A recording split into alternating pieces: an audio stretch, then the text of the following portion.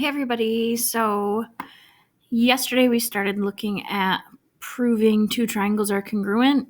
Let's just take a look at a few things that we were working with. Remember, your reflexive property is stating that something is the same as itself because it'll be in two separate triangles. Another freebie that you're going to see is anytime you see vertical angles, those are congruent. All right, so we talked about side angle, side congruent. So if you have side and then the angle and then the side, or the two sides with the angle between them, or side, side, side, where you have three congruent sides. All right, so we looked at a few examples yesterday, and I want to look at the examples that we didn't get to on page 17. So again, when you set up your proof, it's not typically going to be set up like this for you. I did just for note's sake. So first thing, you take your givens. And again, you cannot assume anything. So those are your givens. T is the midpoint of PQ. PQ bisects RS. And RQ is congruent to SP. Now, along with this, we're going to look at our picture, come up with a plan, see if there's any freebies. All right, so the first thing, T is the midpoint of PQ. So T is the midpoint of segment PQ. So what does that mean? What can we do with that? Well, that means that it's cut in half. So PT is congruent to QT.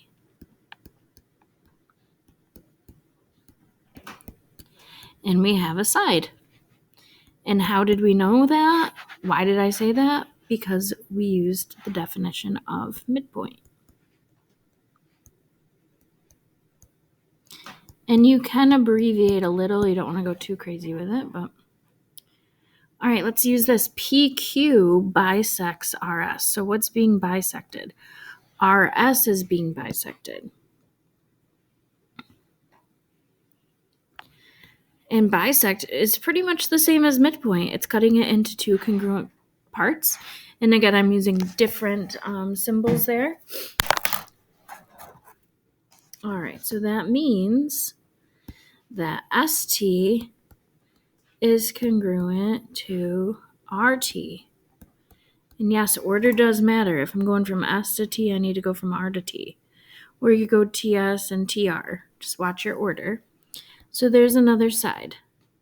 And we knew that by definition of bisect. Okay, now for me, you wouldn't even need another given. You could say angle 1 and angle 2, if you put it right at T, are vertical angles, so they're congruent, and you could prove it side angle side. But look at this other given that they gave us. So it says RQ is congruent to SP. RQ is congruent to SP.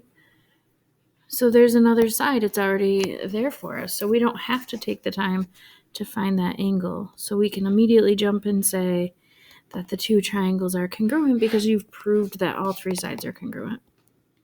So triangle RTQ is congruent to triangle STP. And the reason side, side, side is congruent to side, side, side. But again, you could have, like I said, you could have put a 1 and a 2 here and said that that's one of your freebies. Anytime you see vertical angles, you know they're congruent. All right. Page 18. So let's get ready. Statements and reasons.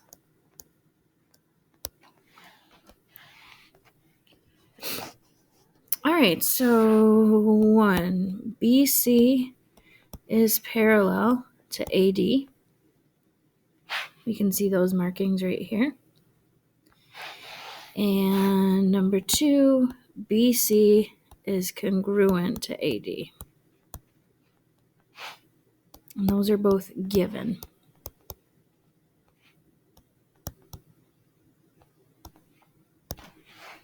All right, let's see what we got. Well, we already have those marked.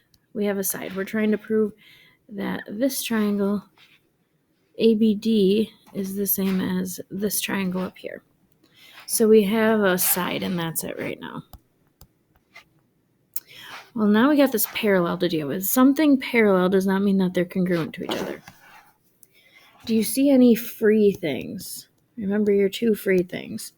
Vertical.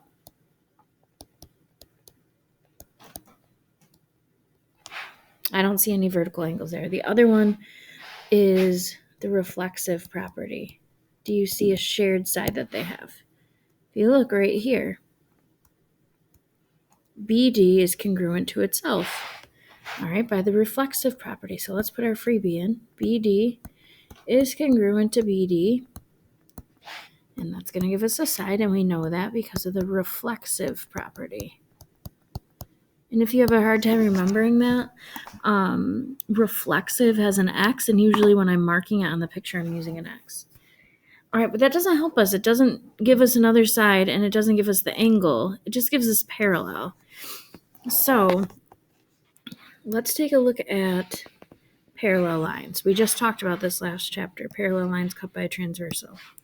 So BC, I'm going to just extend this out, is congruent to, is parallel to AD. Well, look at it. We have this side and this side. We want the angle between them. This we'll call angle 1. This we'll call angle 2. If you notice, this is like a transversal going through it.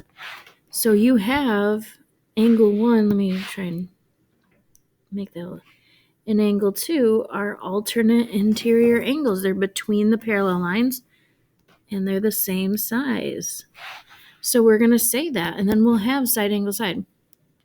So angle 1 and angle 2 are alternate interior angles. I'm going to use my angle symbol. And that's just the definition of alternate interior angles. And again, you can abbreviate, just don't go too crazy. All right. Now we haven't said they're congruent, so we said what they are. Now you can say angle 1 is congruent to angle 2. And the reason alternate interior angles are congruent when lines are parallel. And we'll get lots of practice with this. So if you're like, what is she talking about? Don't worry. Proofs are a little tricky, but that's okay. So look at what you have. You have side angle and side. Now don't go by the order here. It looks like side, side, angle. No, look at your picture. So you have side, angle, side. So we can say that triangle ABD is congruent to triangle CDB. And we knew that because of side angle side congruence. Unlike the last one, that was side, side, side. Okay. So what you're going to do is you're going to work your way through the 4-4 practice. It starts right here at the bottom of page 18. All right. And then I'm going to, since I'm not there with you today, we can go over this in class tomorrow when I see you. But I would like for you to give it a try. I know that it's not easy. And I will put up a homework help video too, in case you get stuck. But let's just see what you have to do. So with this one, just based on this diagram, figure out which statement's true based on what we just talked about. Here you're going to want to draw a picture. It's dealing with your exterior angle theorem. Draw and label it. And here you're just stating what additional information is required to know the triangles are congruent for the given reason. For example, so this one wants you to prove that they're congruent by side, angle, side. Well, we have a side. We're going to need an angle and a side. Well, here's our freebie. So we actually already have the angles. Those are vertical. So in order to prove by side angle side, we would have to show that JI is congruent to EI.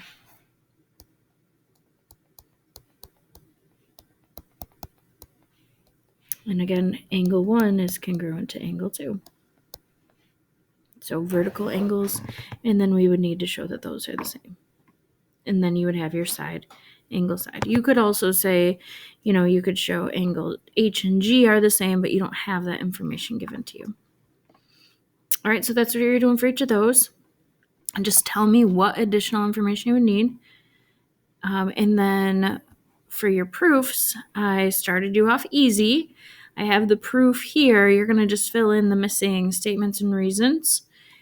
Definitely label your picture as you go. Now notice they didn't use a 1 and a 2. You're going to have to follow the path. So angle BCA, that's this one right here. And angle ECD is this one right here. So tell me why those are congruent. All right. Same with this proof on page 20. And then when you get to page 21, just a couple more, just fill in the blank for the first one, and then one to try on your own.